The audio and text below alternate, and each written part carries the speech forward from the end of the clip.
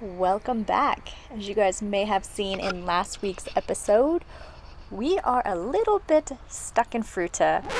If you're new to our channel or you missed last week's episode, let me get you caught up to speed. We've recently put a gash in our tire while off-roading in Telluride, and our brand new tire had an unsafe manufacturer's defect. So we are anxiously awaiting for our new tire to arrive in Fruita Colorado. Now back to the episode. We've settled down here at the Colorado River State Park. Today we're actually going to go check out the visitor center to see what fun things are in the area. We have no idea what's here. We didn't plan on being in Fruita for this long. We're going to check that out, get some recommendations, and bring you guys along with us. We hope you enjoy. Wherever I go, I will always know everything I need is right here with me. It's time to let it all go, no matter who knows anything about me now. I'm ready to see what life's got for me. I got one thing left to say. The gentleman working at the visitor center gave us several great ideas of places to visit within minutes of our campsite.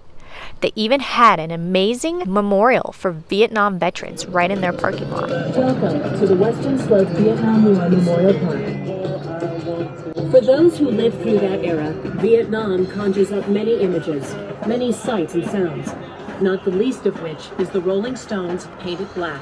For veterans of that era, the sound of the Huey helicopter, like the one above you, was unmistakable and symbolized the Vietnam conflict. This monument is dedicated to those who served our country. It particularly honors Western Slope residents killed in action, whose names appear under the American flag on top of the monument. First on our list of places to visit, Colorado National Monument.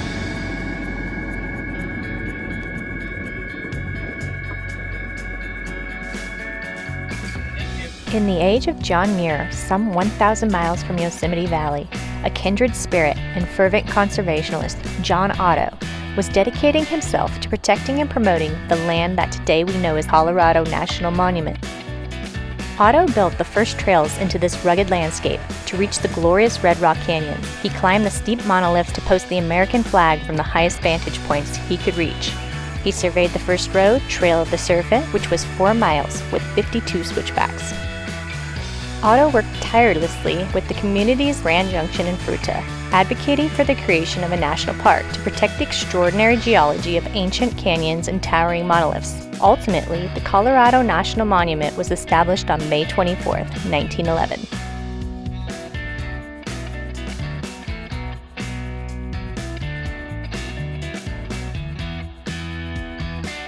Today we're checking out Colorado National Monument. It is another national park that we are using our America Beautiful Pass to get into. Otherwise, I believe it was $25 to come in here. It is a beautiful 23-mile drive with 19 different pull-out points. It's got a great view of everything. You can see pretty far actually today. There's some smoke, but it's not too bad. So we're gonna check out this viewpoint right here. It's a nice little drive. You actually go up into the hills and around a giant canyon. There's some cool rock structures. Highly recommend it. And on a hot day like today, it's nice that it's a drive. There is some hiking out here, but it's a little too warm for us at 100 degrees to go hiking in the red hills again. This dirt just radiates heat. So if you were wanting to go camping out here, it is $22 a night. There's no hookups. We did see some drinking fountains. There's not a lot of shade, and there are 3 tunnels coming in here that are 16 foot in the middle and only 10 foot 6 on the edges. So it'd be really hard to get an RV up this way, a camper. The road's not crowded. You could try and do it right in the middle of the road, but I probably wouldn't recommend that. So try for tent camping, but I bet it's amazing out here at night. There's no light pollution, so the stars would be awesome if it's not smoky out. There's 45 miles of hiking trails out here, and it sounds like they have beginner to expert. There's something for everyone.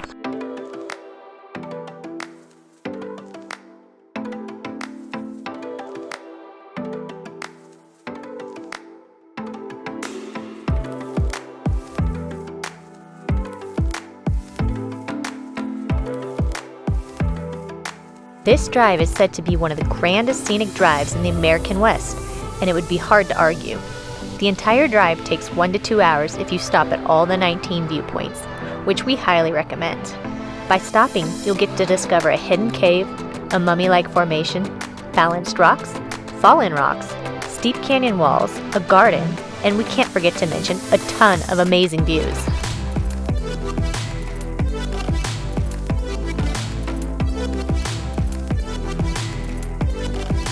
Hello! Shout out a quick hello, and you will hear your own voice repeated moments later.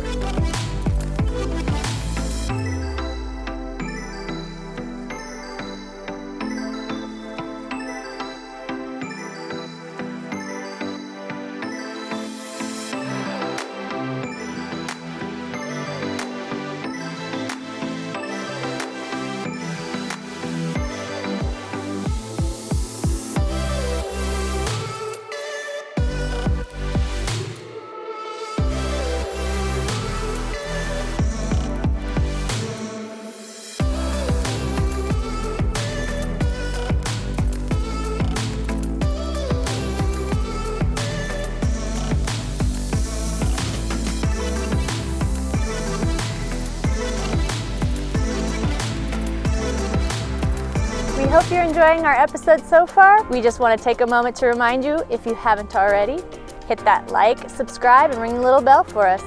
And continue enjoying this episode. Thanks. So today we are going over to the farmer's market. Figured we're in a town called Fruita. We better go check out the farmer's market and buy some fruit, hey?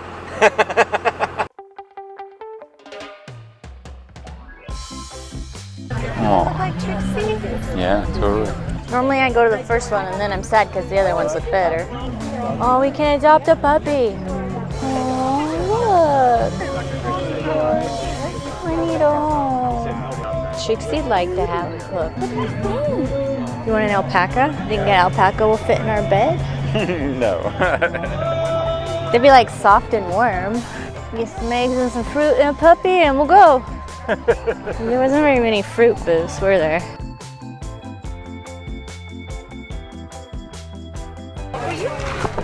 Price. Little one? Yeah. You want a 10-pound one? Actually, I don't think it's pounds. I think that's how much to charge it. They'll do what my wife did. She bought one, and I had to carry it all 3 blocks back to the house. We're parked right there. It's like the whole way. I'm trying to get a puppy. You carry Bring a puppy in a backpack, watermelon. slip it in the backpack. Yeah.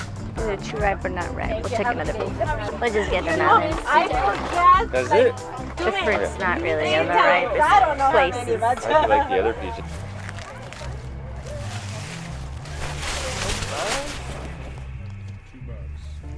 Thank you.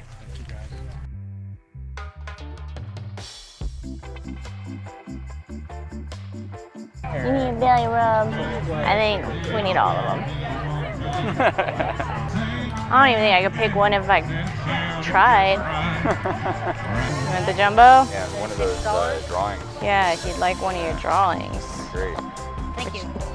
Which one do you want? This one right here. Thank you. I guess we're getting peaches. I wanted plums.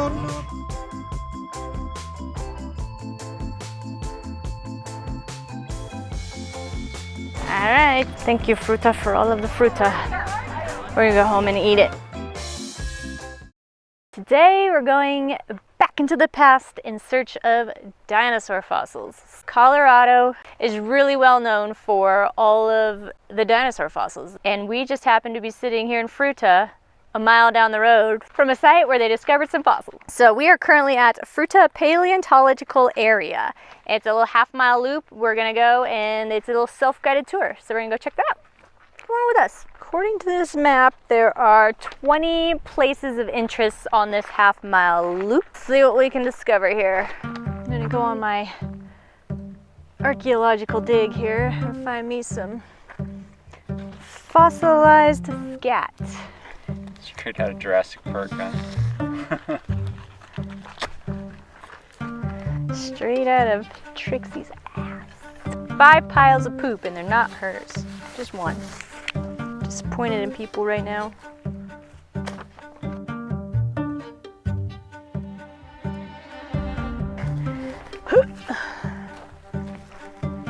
my presents, my fossilized poop. It says, remember your poop bags? That'll remind us. Can't forget that. Back on our dinosaur hunt. I don't know if there's any fossils actually in this location though. The Certanosaurus magnicornis, the official dinosaur of the city of Fruita. In kindergarten, we got to make flour dough dinosaur bones, and then the teachers buried them all outside in the sandbox, and at recess we got to go out and dig them all up like we were archaeologists, or paleontologists, I guess.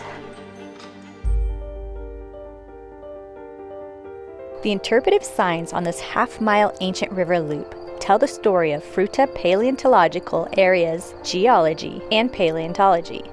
This area preserved a greater diversity of prehistoric life from the late Jurassic period than any other known place on Earth.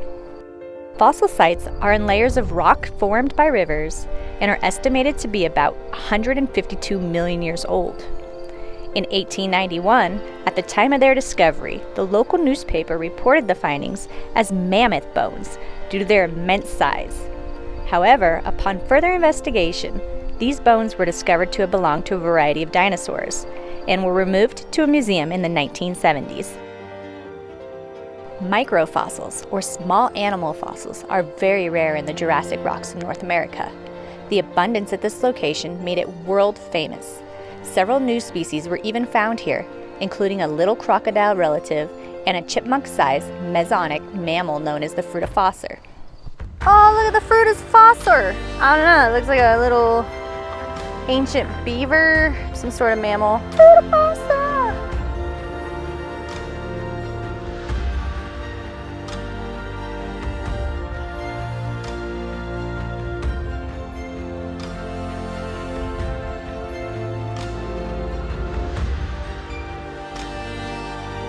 Today we're going out venturing around Dinosaur Diamond in search of some dinosaur fossils. Come on with us!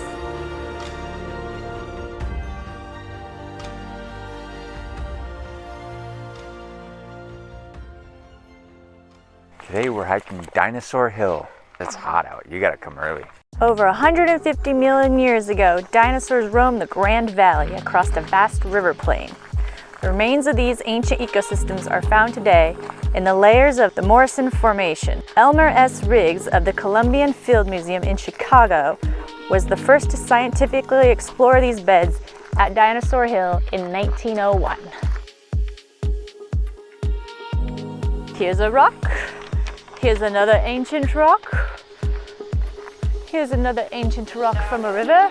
I'm gonna go get that water bottle.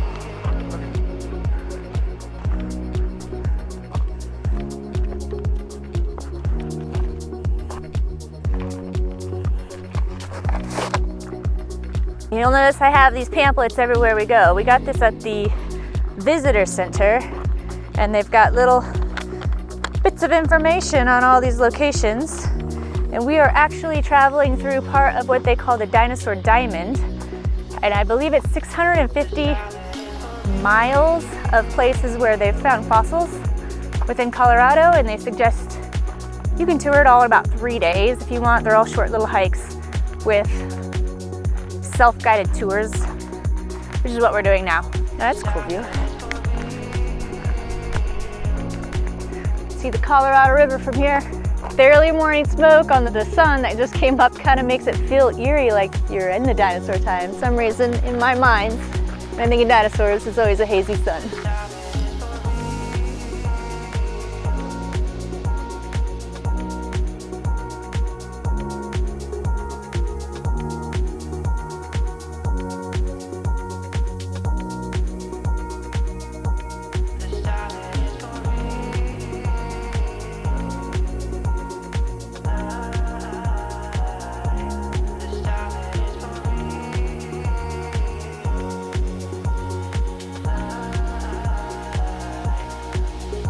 Discovered here in 1901, a giant Apatosaurus skeleton by Elmer S. Riggs, now mounted in the Field Museum, Chicago.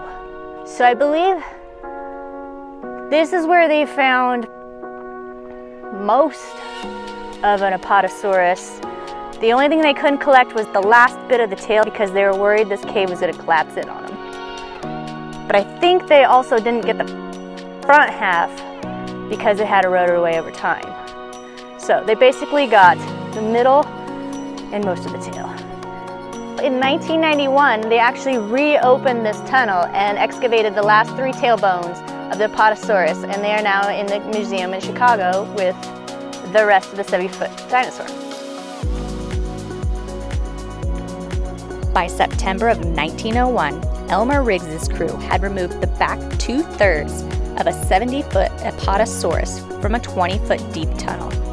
The 6 tons of dinosaur bones were then transported to the Field Museum of Natural History in Chicago, where the skeleton has been on exhibit since 1908, with a few substituted bones for the missing ones.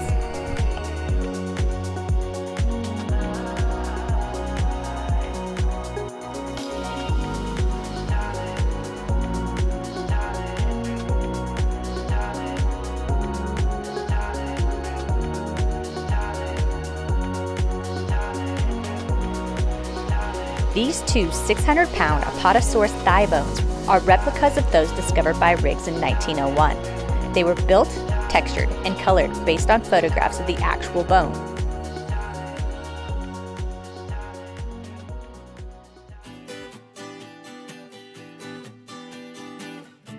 I don't think I've ever had my toes pointed at the sky when I've been hiking before. So now we are at a place called Riggs Hill. Elmer S. Riggs, the Colombian paleontologist, also explored this area. Him and his crew found 3 different types of dinosaurs here. They found the Bronchiosaurus, the Allosaurus, and the Stegosaurus. In 1900, Riggs and his crew first discovered a partial skeleton of a Camarasaurus in what was to become the Colorado National Monument. Now, the Colorado National Monument is just to our right. We can see it here. It's just a mile off in the distance. Beautiful landscape. We saw that earlier in our episode as well. Their exploration continued west to a hill overlooking Grand Junction, where they found huge fossilized bones of a previously unknown dinosaur, the Bronchiosaurus. A significant discovery. The townspeople turned out for a picnic, and the first peaches of the season were distributed. They love peaches here. So let's go explore Riggs Hill and see what they left behind for us.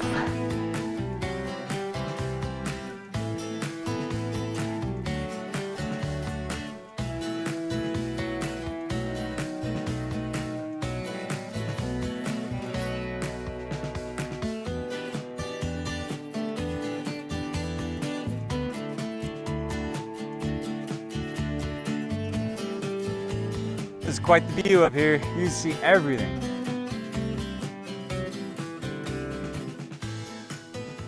Hey, so I just got a call from Discount Tire. My tire arrived a day early.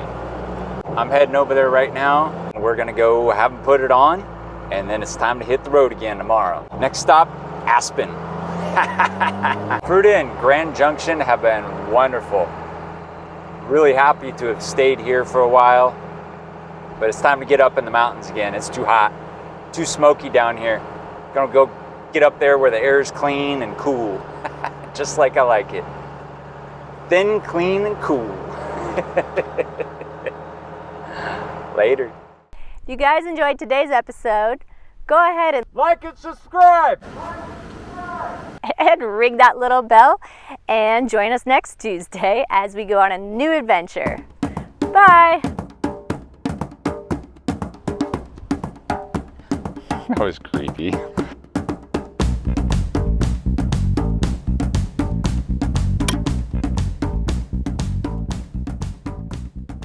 Peaches come from a can. They were put there by a man in a factory downtown. If I had my little way, I'd eat peaches every day.